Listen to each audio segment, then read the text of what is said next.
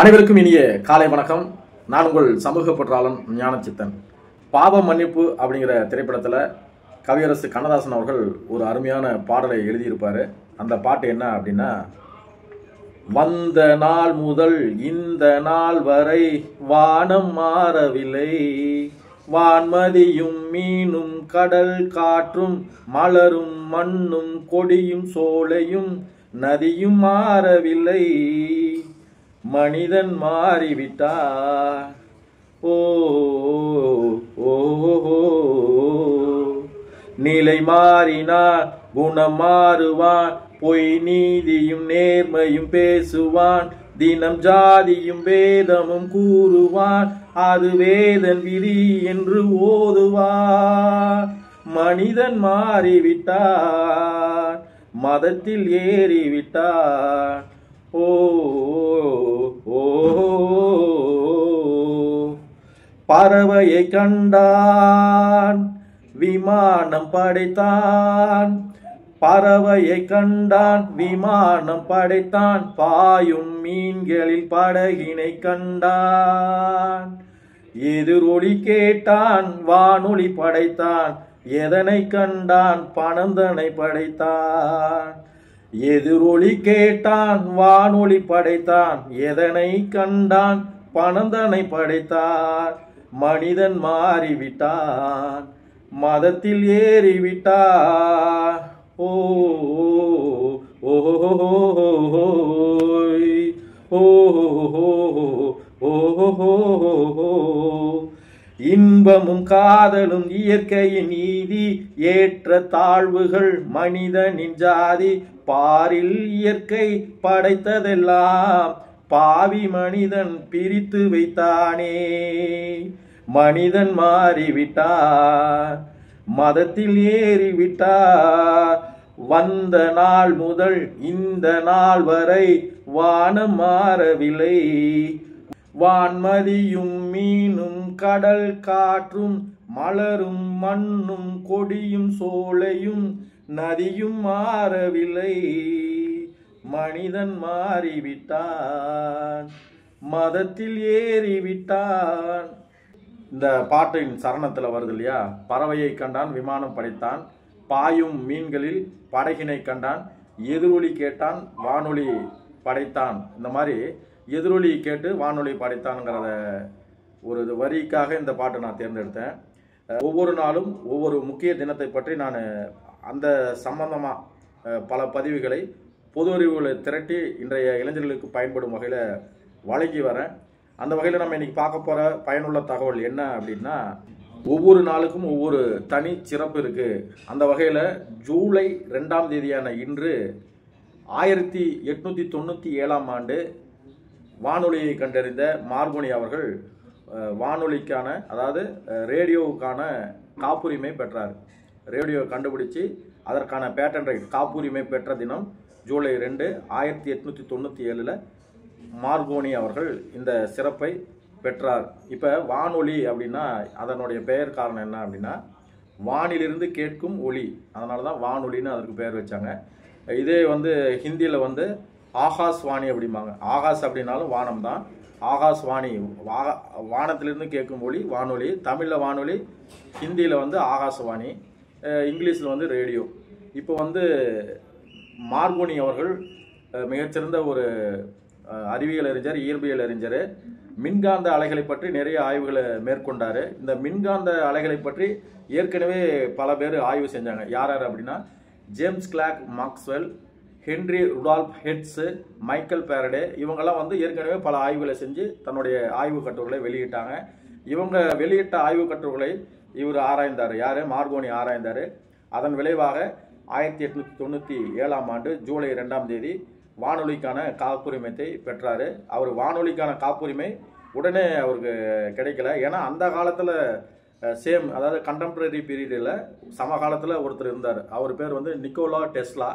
அவரும் சமகாலத்தில் 1891 வானொலிக்கான காப்புரிமை பெறுறதுக்காக 2 பேரும் சண்டை போட்டுக்கிட்டார். சண்டை மீன்ஸ் அவரும் வானொலி கண்டுபிடிச்சாரு, இவரும் கண்டுபிடிச்சாரு. 2 பேரும் நீதிமன்றத்துக்கு போனாங்க. கடைசியாக வானொலிக்கான காப்புரிமை ஃபர்ஸ்ட் நிக்கோலா டெஸ்லா கொடுத்தாங்க. அப்புறம் மேல்முறையீடு செய்து அந்த உரிமையை மார்கோனி அவர்கள் பெற்றார். போட்டி நிறைந்த இந்த உலகத்தில் நம்ம ஒன்று செய்யும்போது நமக்கு இன்னொருத்தர் போட்டியாக வருவார். அதனால் அவர் மார்கோனி அவர்கள் மனம் தளராமல் நிக்கோலா டெஸ்லா அவர்களுடைய போட்டி போட்டு 2 பேரும் நீதிமன்றத்துக்கு போய் கடைசியில் மார்கோனி அவர்கள் வானொலிக்கான காப்புரிமையை பெற்றார். அதாவது போராடி அந்த உரிமையை பெற்றார். இன்றைக்கி வந்து நிறைய தமிழ் சினிமாவில் நிறைய பேர் வழக்கு போட்டு அந்த கதைக்கு நான் தான் உரிமையாளர் அப்படின்னு போட்டி போட்டு பின்னாடி அவங்க கதைக்கான உரிமையாளர் யாருன்னு நீதிமன்றம் முடிவு செய்து, அது மாதிரி அன்றைய காலகட்டத்தில் அங்கே ஐரோப்பாவில் இந்த வானொலியை யார் கண்டுபிடிச்சாங்கிற போட்டியில் நிக்கோலா டெஸ்லாவுக்கும் மார்கோனிக்கும் மேற்பட்ட போட்டியில் மார்கோனி அவர்கள் வெற்றி பெற்றார்.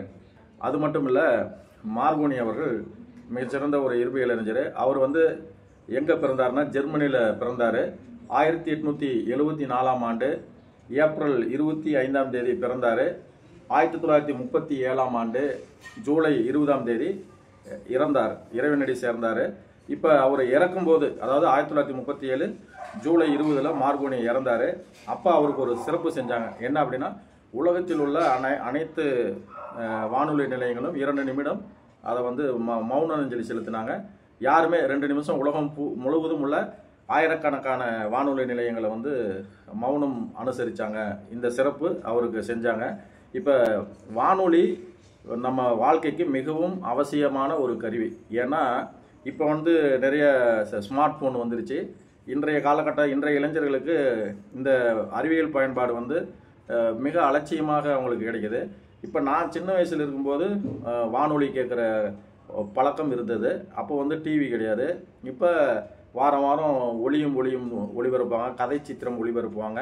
இன்றொரு தகவல், அதாவது தென்கட்சி கோ சாமிநாதன் ஐயா அவர்களுடைய இன்றொரு தகவல் மிகவும் பயனுள்ளதாக நமக்கு இருக்கும். அதை பேஸ் பண்ணி தான் நான் தினமும் ஒரு பயனுள்ள தகவலை டெய்லியும் வழங்கி வரேன். இப்போ வானொலிங்கிறது வந்து மனித வாழ்வில் அன்றாடம் பயன்படும் ஒரு மிகச்சிறந்த சாதனம். அறிவியல் சாதனங்களில் மனிதனுக்கு பயன்படும் மிகச்சிறந்த ஒரு கருவி வானொலி. இந்த வானொலியின் பயன்பாடுகளை நிறைய சொல்லிட்டே போனால் இந்த காலத்தின் நேரத்தின் அருமையை கருதி நான் கம்மியாக சொல்கிறேன். இப்போ வானொலியில், அதாவது செல்வத்துள் செல்வம் செவிச்செல்வம் அச்செல்வம் செல்வத்துள் எல்லாம் தலை அப்படின்னு ஐயன் திருவள்ளுவர் சொன்ன மாதிரி, கற்றலை விட கேட்டலே நன்று அப்படிம்பாங்க. கேள்வி ஞானம்னு சொல்லுவாங்க. கேள்வி ஞானம் அதாவது நம்ம காதுக்கு முக்கிய, அதாவது கேட்கணும், நிறைய விஷயங்களை கேட்கணும் அப்படிங்கிறதுக்காக சொன்ன திருக்குறள் தான் செல்வத்துள் செல்வம் செவிச்செல்வம் அச்செல்வம் செல்வத்துள் எல்லாம் தலை அப்படின்னு. இப்போ நிறைய பேர், அதாவது கேள்வி ஞானத்தால் வாழ்க்கையில் நிறைய பேர் வெற்றி பெற்றாங்க. எக்ஸாம்பிள் வந்து பழைய காலத்தில் இசையமைப்பாளர், அதாவது சுப்பையா அப்படிங்கிற எம்எஸ் சுப்பையா அப்படிங்கிற இசையமைப்பாளர்கிட்ட எம்எஸ் விஸ்வநாதன் அவர்கள் உதவியாளராக போய் சேர்றாரு. அவர் வந்து ஒரு மிகப்பெரிய இசை பரம்பரை சார்ந்தவர் கிடையாது எம்எஸ் விஸ்வநாதன். அவர்கிட்ட உதவியாளராக யார், எம்எஸ் சுப்பையா கிட்ட உதவியாளராக எம்எஸ் விஸ்வநாதன் அவர்கள் சேர்றாரு.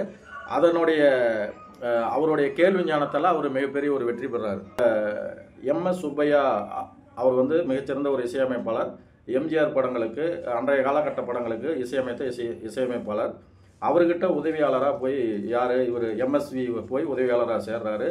அவர் செய்த அந்த நுணுக்கங்களை டெய்லியும் பார்த்து கற்றறிந்து கேள்வி ஞானத்தால் அவரும் மிகச்சிறந்த ஒரு இசையமைப்பாளராக, மெல்லிசை மன்னராக வாழ்க்கையில் ஜெயிக்கிறாரு.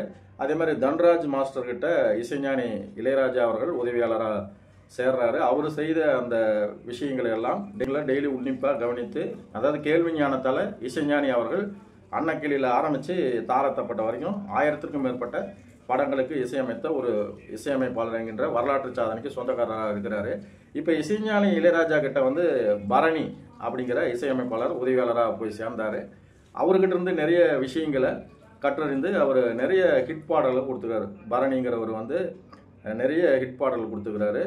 அடுத்ததாக கவிப்பேரரசு வைரமுத்து அவர்கிட்ட கவிஞர் சினேகன் அவர்கள் உதவியாளராக போய் சேர்றாரு. அவர்கிட்ட விஷயங்களை கற்றறிந்து நிறைய, அவரும் ஒரு பிரபலமான ஒரு பாடலாசிரியராக வராரு. கவியரசு கண்ணதாசன் அவர்கள்கிட்ட உதவியாளராக பஞ்சு அருணாச்சலம் அவர்கள் போய் சேர்றாரு. அவர்கிட்ட இருந்த விஷயங்களை கற்றறிந்து பஞ்சு அருணாச்சலம் அவர்களும் நிறைய காலத்தால் அழிக்க முடியாத பல ஹிட்டான பாடல்களை எழுதிக்கிறாரு. படத்தை தயாரிச்சுக்கிறாரு. நிறைய, அதாவது திரைக்கதையில் நுணுக்கங்களை முற்றிலும் அறிந்து நிறைய கதைகளுக்கு அவர் வந்து வெற்றிக்கு, நிறைய திரைப்படங்களை வெற்றிக்கு பஞ்சு அருணாச்சலம் அவர்கள் வித்திட்டு இருக்கிறார். அதனால் கற்றலை விட கேட்டலே நன்று அப்படிங்கிறதுக்கு உதாரணங்களை தான் இது சொன்னேன். இது வந்து எல்லாத்துக்கும் பொருந்தும். அந்த வகையில் இப்போ அந்த காலத்தில் மின்காந்த அலைகளை பற்றி நிறைய ஆய்வுகளை செஞ்சாங்க. அதாவது James Clark Maxwell, Henry Rudolph heads, அதே மாதிரி மைக்கேல் பேரடே இவங்களுடைய ஆய்வுகளெல்லாம் மேற்கொண்டு கேள்வி ஞானத்தால் இவர் மார்கோனி அவர்கள் வானொலியை கண்டுபிடிக்கிறாரு. அதற்காக வானொலியை கண்டுபிடித்ததற்காக 1909ஆம் ஆண்டு இயற்பியலுக்கான நோபல் பரிசை மார்கோனி அவர்கள் வாங்கினார். 1897ஆம் ஆண்டு மார்கோனி அவர்கள் இத்தாலியில் வானொலி நிலையத்தை தோற்றுவிக்கிறாரு. இப்போ அன்னைக்கு மட்டும் இல்லை, இன்றைக்குமே வானொலியோடைய பயன்பாடு மிக மிக அவசியம். இன்றைய காலகட்டத்தில் ஸ்மார்ட் ஃபோன் யூஸ் பண்ணுற பசங்களுக்கு அந்த வானொலியின் அருமை பெருமை இன்றைய இளைஞர்களுக்கு தெரியல. இருந்தாலும் இன்றைக்குமே வானொலியை எனக்கெல்லாம் கேட்கிற வழக்கம் இருக்குது. இன்றைக்குமே இன்றொரு தகவல் ரெயின்போ எஃப்எம்மில் 101.4 அலைவரிசையில் இன்றொரு தகவல் தென்கட்சி கோ சாமிநாதன் ஐயா அவர்கள் டெய்லியும் அவர் ஏற்கனவே பதிவு செய்தது மீண்டும் ஒளிபரப்பு செய்கிறாங்க. அது மட்டும் இல்லாமல் நீங்கள் செய்திகளை கேட்கலாம். எவ்ரி 1 hour நீங்கள் செய்திகளை கேட்கலாம். இப்போ நீங்கள் செய்திகளை கேட்கும்போது என்ன ஆகுதுன்னா, உங்களுக்கு கரண்ட் அஃபேர்ஸ் சம்மந்தமான பொது அறிவும் உங்களுக்கு நிறைய தகவலை தொகுத்து நியூஸில் நீங்கள் இன்றைய முக்கிய செய்திகள்னும் போது அன்றைய சிறப்பு தினத்தை பற்றி செய்தி கண்டிப்பாக வெளியிடுவாங்க. இப்போ எக்ஸாம்பிள் வந்து தேசிய இளைஞர் தினம், அதனால் இந்த அமைச்சர் இளைஞர் தினத்துக்காக இளைஞர்களுக்கு வந்து சிறப்புரையாற்றினார் அப்படின்னு செய்தி வெளியிடுவாங்க. இல்லைன்னா இப்போ எக்ஸாம்பிள் அக்டோபர் 2 மகாத்மா காந்தி அவருடைய பிறந்த தினம். அவருடைய பிறந்த தினத்தை காந்தி பிறந்த தினத்தை மகாத்மா ஜெயந்தி, அதாவது காந்தி ஜெயந்தியாக நம்ம கடைபிடிக்கிறோம். அதற்காக மத்திய சிறையில் இந்த அமைச்சர் போய் சிறப்புரையாற்றினார்னு இப்படி செய்தி வெளியிடுவாங்க. அதனால் அதை நீங்கள் உன்னிப்பாக கேட்டு எழுதி வச்சுக்கும் போதும் உங்களுக்கு வந்து பசுமரத்தாணியாக மனசில் பதியும். நீங்கள் மெனக்கெட்டு படித்து மொட்டையாக மனப்பாடம் செஞ்சால் உங்களுக்கு மறந்துடும். இந்த மாதிரி நீங்கள் பொது அறிவை வந்து இப்படி செய்தி கேட்கிற பழக்கத்தாலையும் நீங்கள் வளர்த்துக்கலாம் அப்படிங்கிறதுக்காக நான் இதை சொல்கிறேன். அதனால் வானொலியை வந்து இன்றைக்கி ஸ்மார்ட் ஃபோன் வந்துருச்சுன்னு நீங்கள் புறக்கணிக்காதீங்க. வானொலியை கேட்கின்ற வழக்கத்தை இன்றைய இளைஞர்களும் கண்டிப்பாக நம்மளுடைய வாழ்க்கையை அதை நம்ம கடைபிடிக்கணும். வெறும் மேலோட்டமாக வந்து போகாமல் வானொலியை நீங்கள் கேட்கும்போது உங்களுக்கு ஒரு மாற்றம் தானாக பிறக்கும். அதாவது குறிப்பாக நியூஸு கேட்கும்போது current affairs, maximum current affairs உங்களுக்கு அத்துப்படி ஆகும். அதனால் நீங்கள் ஈஸியாக போய் காம்படிட்டிவ் எக்ஸாமில் நீங்கள் ஈஸியாக ஜெயிச்சிடலாம். அந்த வகையில் நீங்கள் வானொலியை கேட்கணும். வானொலியின் பயன்பாடு மிக அதிகமாக இருந்திருக்கு. எப்படின்னா 1897 மார்கோனி வானொலியை கண்டுபிடிச்சார். அந்த காலகட்டத்தில், அதாவது 1914 18 வரைக்கும் முதல் உலகப் போர் நடைபெற்றுச்சு. அப்போ இத்தாலி சார்பாக இவர் முசோலினிக்கு ஆதரவாக மார்கோனி வந்து தன்னுடைய கண்டுபிடிப்பை அவருக்கு சொல்லி அந்த முதல் உலகப் போகிறப்ப போர்கள், அதாவது நடைபெறும் போது கப்பல் மோதல் ஏற்படும் போது இந்த இத்தாலி படைக்கு இந்த வானொலி பெரிதும் பயன்பட்டுச்சு. அதனால் என்ன பண்ணுறாரு முசோலினி அவர்கள், இவர் மார்கோனிக்கு வந்து மார்க்கியூஸ் அப்படிங்கிற பட்டத்தை, இப்போ அது மட்டும் இல்லை, முதல் உலக போகிறப்போ மட்டும் இல்லை, 2ஆம் உலக போருக்கும் பயன்படுச்சு. இன்றைக்கி வரைக்கும் ஒரு சேட்டலைட்டை நீங்கள் விண்ணுக்கு செலுத்தணும்னா அலை வரிசையை வச்சு தான், அதாவது அதிர்வெண்ணை அளக்கும் அலகுக்கு வந்து பேர் ஹெட்ஸு. இது எப்படி வந்துச்சுன்னா, ஹென்றி ருடால்ஃப் ஹெட்ஸ் அப்படிங்கிற ஒரு அதிர்வெண்ணை பற்றி ஆராய்ச்சி மேற்கொண்டார். அதை ப்ரூவ் பண்ணார், ஃப்ரீக்குவன்சி பற்றி. அதனால் அதிர்வெண்ணை அளக்கும் அலகிற்கு அந்த ஹெட்ஸ் அவர்களுடைய பேரை வச்சுட்டாங்க. அதனால் அதிர்வெண்ணை அளக்கும் அலகிற்கு பேர் என்னென்னா ஹெட்ஸு. இப்போ வானொலி வச்சு நிறைய பயன்பாடு இருக்குதுன்னு சொன்னேன். அதே மாதிரி வர்த்தக கப்பல் போகும்போது ஒரு இடத்துல ஆபத்து ஏற்பட்டுச்சுன்னா, கடலில் ஆபத்து ஏற்படும் போது அதை ஃப்ரீக்குவன்சி வச்சு நம்ம கலங்கரை விளக்கத்துக்கு நம்ம சொன்னோம்னா உடனே ரெஸ்கியூ பண்ணுவாங்க போய். அப்படி பல கப்பலில் பல உயிர்களை காப்பாற்றிருக்கிறாங்க. வானொலி கண்டுபிடிக்கும் போது நிறைய தடைகள் வந்து கொடுத்துருக்குறாங்க. யார்? மார்கோனிக்கு. இந்த வானொலி வந்து பயன்படாது நீங்கள் வந்துன்னு சொல்லி நெகட்டிவிட்டியாக பேசிக்கிறாங்க. யார்? மார்கோனியை பற்றி நெகட்டிவிட்டியாக பேசிக்கிறாங்க. அதெல்லாம் அவர் பொருட்படுத்தாமல் வானொலியை கண்டுபிடிச்சார். நிறைய பல்லாயிரக்கணக்கான உயிர்களை அவர் காப்பாற்றிருக்கிறாரு. அது மட்டும் இல்லை, நிறைய வானொலியில் நீங்கள் பாடல்களை கேட்கும்போது உங்களுக்கு மகிழ்ச்சி, அதாவது உடல் ஆரோக்கியத்தில் வந்து உடல் வலிமை மட்டும் போதாது, உள்ள வலிமையும் வேணும். உள்ள வலிமை வேணும்னா, அதாவது மனசு நல்லா இருந்தால் நம்ம, அதாவது மனமது செம்மையானால் மந்திரம் தேவையில்லைங்கிற மாதிரி நம்ம மன வலிமைக்கு மகிழ்ச்சியாக இருப்பதற்கு இந்த வானொலியின் பயன்பாடு நமக்கு பெரிதும் பயன்படுது. அதனால் வானொலியின் பயன்பாடுகளை பற்றி நிறைய இன்னும் சொல்லிட்டு போகலாம். இருந்தாலும் நேரத்தின் அருமையை கருதி நான் இந்த பயனுள்ள தகவலை இதோடு நான் முடிச்சுக்கிறேன். மீண்டும் ஒரு நல்ல பயனுள்ள தகவலோடு நான் உங்களை சந்திக்கிறேன். நன்றி, வணக்கம்.